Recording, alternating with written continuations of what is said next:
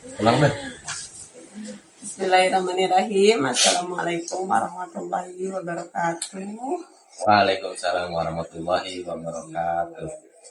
Balik lagi di podcast Pak Sutri. Kali ini berdua lagi. Iya, dengan dua episode sebelumnya bersama obrolan Besti. Nah, sekarang balik lagi nih kita ke obrolan Pak Sutri. Ini beliau Pak Sutri. Masya Allah, semoga teman-teman semua sehat. Iya, karena kita udah memasuki pertengahan bulan Ramadan nih. Iya, betul. Tetap semangat. Betul. Semoga kondisi cuaca juga memang lagi kayaknya kurang bersahabat ya. Kadang panas, kadang hujan. Seperti kondisi cuaca geopolitik dunia. Iya, bener banget. Sekarang kita bahas apa sih nih? Kali ini kita bahas yang agak berat. Spesial di bulan Ramadan karena ya memang bertepatan di bulan Ramadan, yaitu pembahasan tentang geopolitik dunia dan arti umat Islam. Kayak gimana? Karena nggak dipungkiri ya, kita juga nggak bisa diem aja atau kita juga nggak bisa menutup mata sama kondisi keadaan dunia saat ini yang perangan, konflik, terus adalah yang apa sih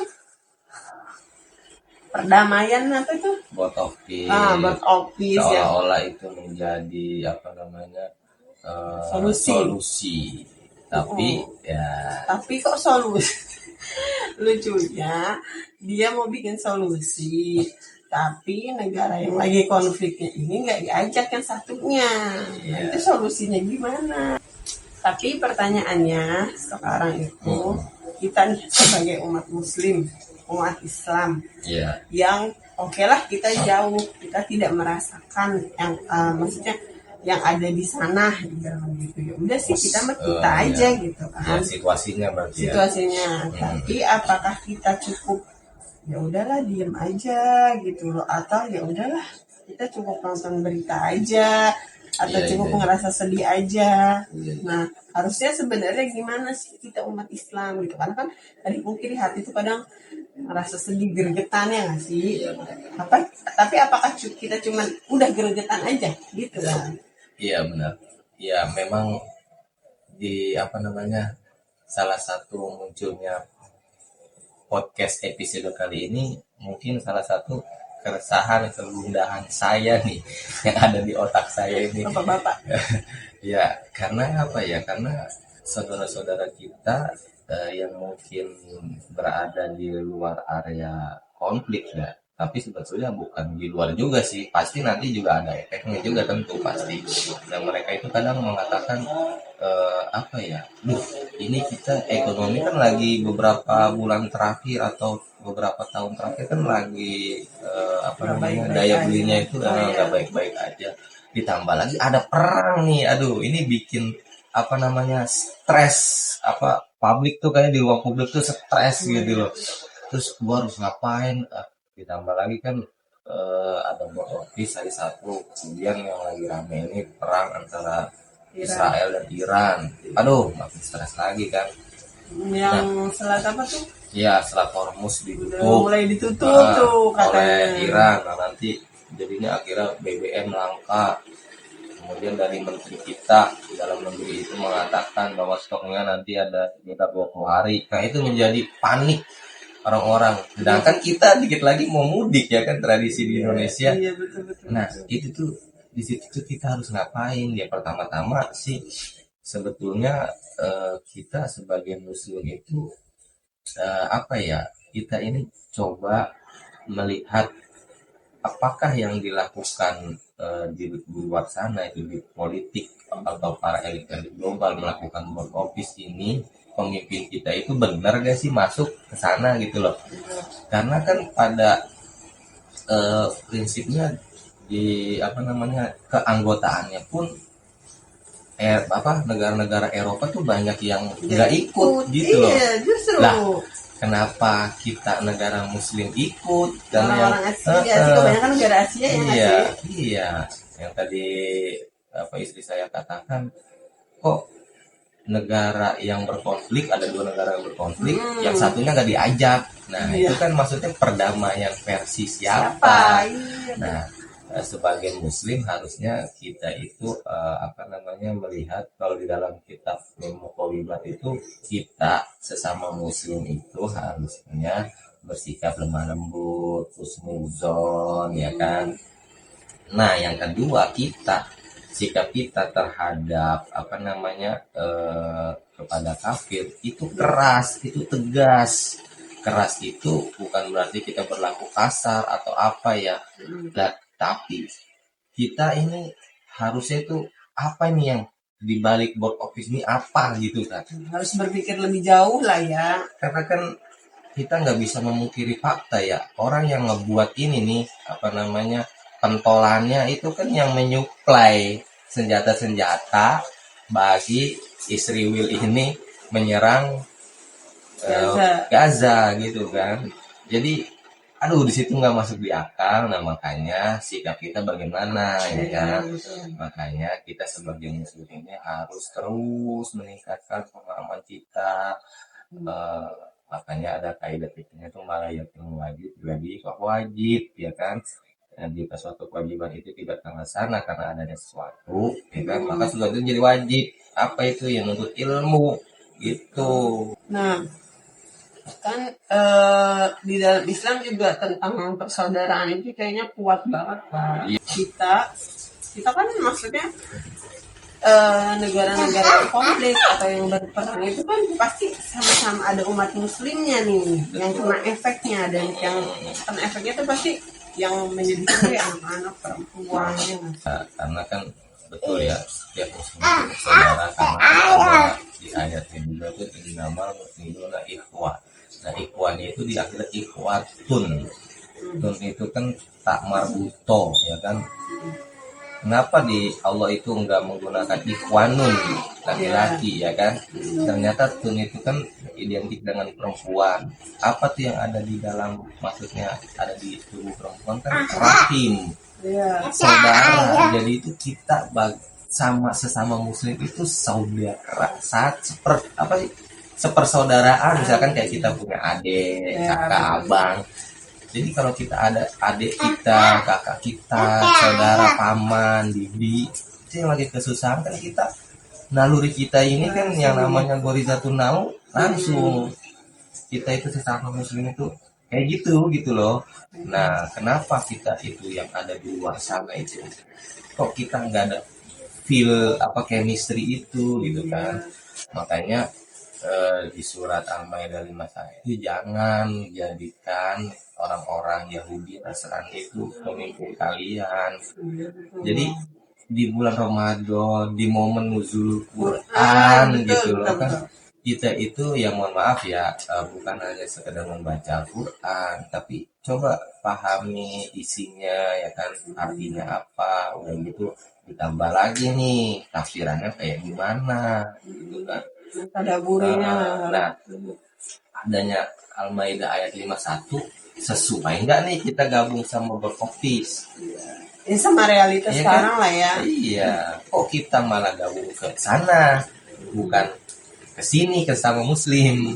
Nah, itu kan. Dan gitu. Kadang yang sekarang akhirnya mengkotak-kotakan itu ya national state itu. Nah, jadi betul. maksudnya mereka hanya berpikir kita umat muslim Indonesia, ya udah Indonesia aja. Ternyata bahwa sebenarnya kalau di dalam Islam umat muslim itu semuanya, mau dia di Afrika, mau dia dimanapun, ketika ada umat muslim itu kita tuh bersaudara.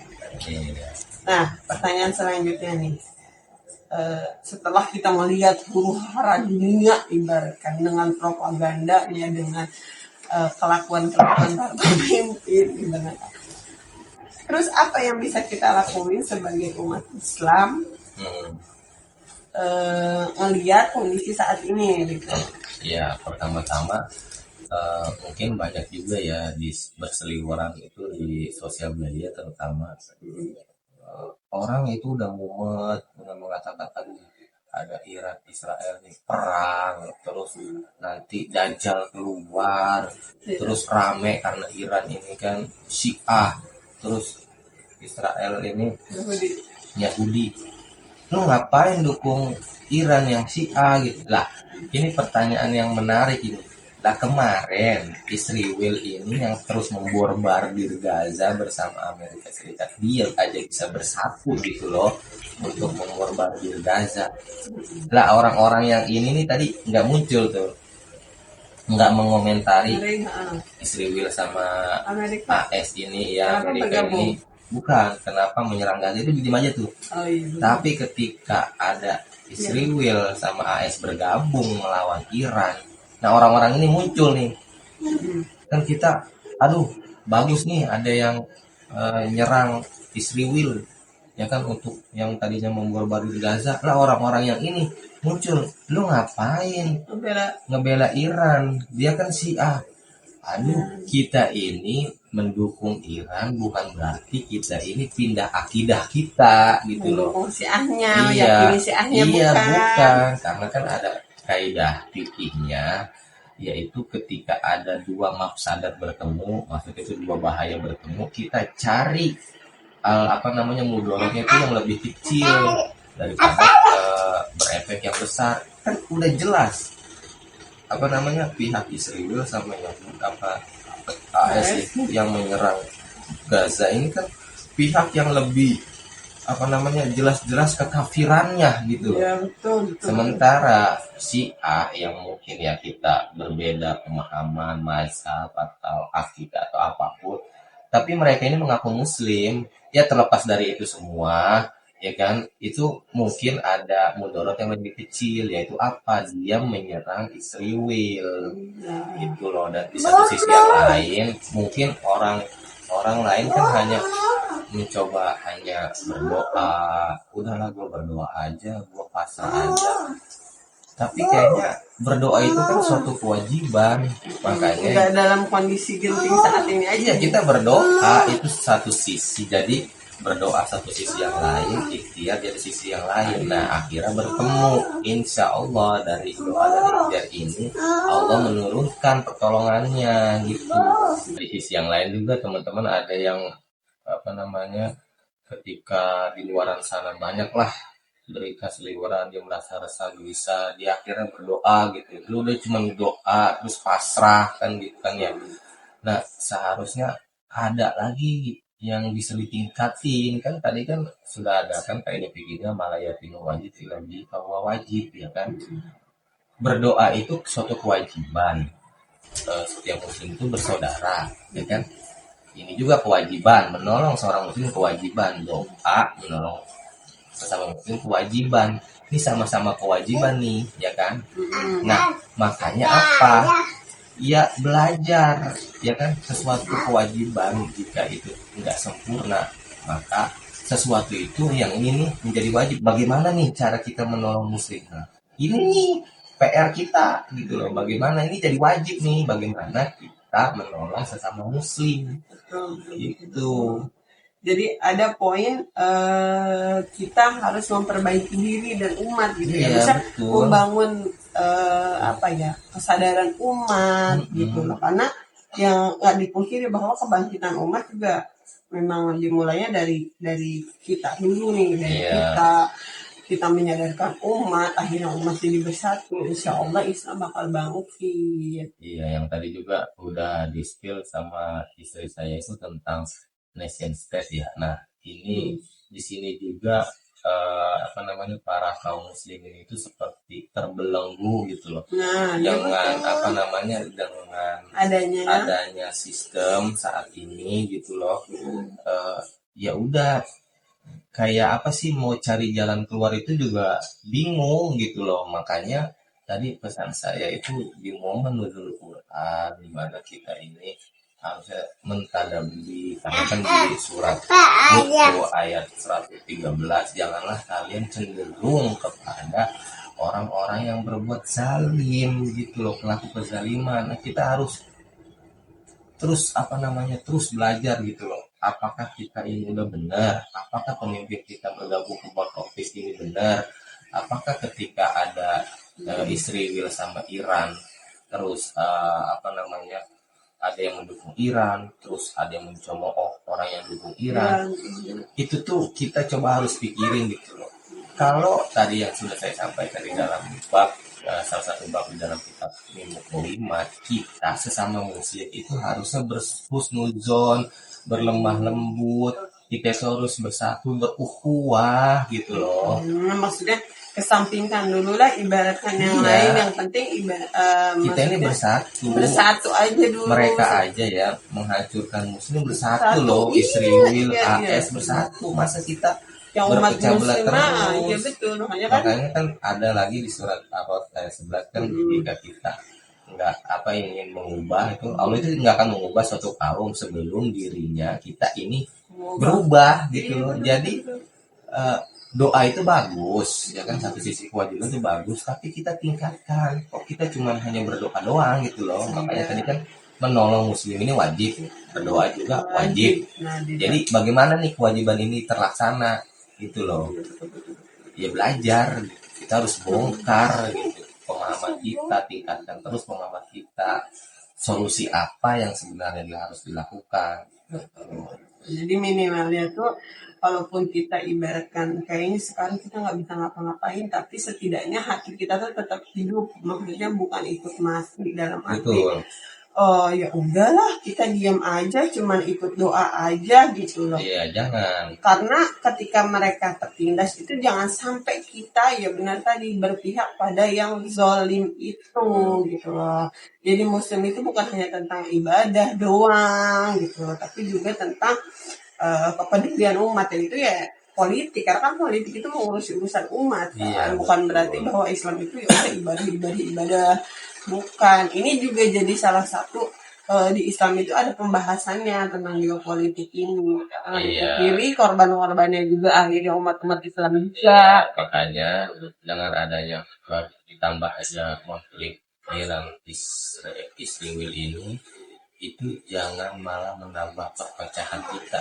Makanya yang aku gregetan tuh yang 2 tahun belakangan terakhir mereka nggak muncul, mereka nggak berbicara Israel bagaimana, tapi ketika Iran memerangi Israel mereka muncul. Nah ini kita jangan sampai termakan lagi propaganda sesama muslim, jadi berpecah belah lagi. Jangan. Bahkan kan pemimpin mereka kan Ayatollah Ali Khamenei kan yang mengatakan janganlah kalian itu tunduk kepada Barat yang mana mengambil domba kita, entah masalah Sunni, Syiah gitu kan ya. Tapi selama dia mengaku Muslim, yaitu antara pahala, dosa, surga, neraka, ya udahlah itu udah bukan ranah manusia. Bukan ranah kita gitu loh. Jadi selama dia mengaku Muslim, dia membela Muslim kok. Saudaranya lah yang kemarin selama 2 tahun belakangan terakhir mana gitu loh, malah menjudge yang kita udah bagus Israel diserang gitu, dan menghilangkan kemudaratan yang lebih besar gitu, menggenoside beratus ribu atau jumlahnya itu tuh manusia gitu loh. Bagaimana kalau itu tuh menimpa kamu gitu loh, kan gitu. Nah, Masya Allah. Semoga Allah menjaga saudara-saudara kita yang sedang diuji ya. Semoga tetap dilindungi sama Allah, dan semoga Allah menjaga hati kita nih tetap hidup, pikiran kita tetap berhusnuzon, peduli terus intinya tidak berpihak pada kezaliman aja, minimal itu ya. Karena kan tadi coba saya bacakan surat ayat 113 ya. Janganlah kalian cenderung kepada para pelaku kezaliman yang menyebabkan kalian disentuh oleh api neraka. Sekali-kali kalian tidak mempunyai seorang penolong pun selain Allah, kemudian kalian tidak akan ditolong. Tuh, kalau kalian berpihak kepada kezaliman, kalian tuh nggak akan ditolong. Allah tinggalin kita.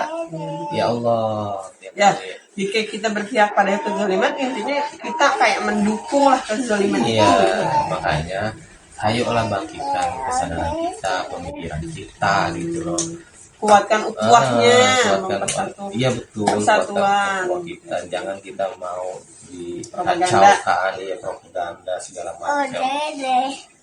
Dengan peristiwa ini harusnya kita ini berukhuwah. Kalau Iran kali ini kalah, ya coba lihat tokoh muslim mana lagi yang melawan istri Wildan AS, bahkan di 8 negara itu tuh seperti Arab Saudi, Qatar, Uni Emirat Arab itu malah kan menjadi pangkalan-pangkalan militer AS gitu loh. Itu di sini tuh aduh gimana gitu, kayak nggak habis pikir gitu Ya loh. sebenarnya kalau bisa dibilang tuh Iran itu menjadi muhasabah kita lah ya. Betul. Maksudnya Iran aja negara yang sekecil itu tuh ibaratkan hayu Berani bisa gitu loh, bisa. kita umat Islam tuh bisa. Nah, kita yang umat Islam mayoritas juga harusnya bisa sebenarnya gitu loh. Dan apa ya? Ya benar jadi muhasabah kita, apalagi di bulan Ramadan. Buat teman-teman, jangan lupa di komen buat diskusinya, saran atau kritik. Jangan lupa juga di like. Kalau podcast ini memang bermanfaat, jangan lupa di share. Yang baru nonton juga jangan lupa klik tombol subscribe-nya. Semoga podcast ini bermanfaat. Assalamualaikum warahmatullahi wabarakatuh. Waalaikumsalam.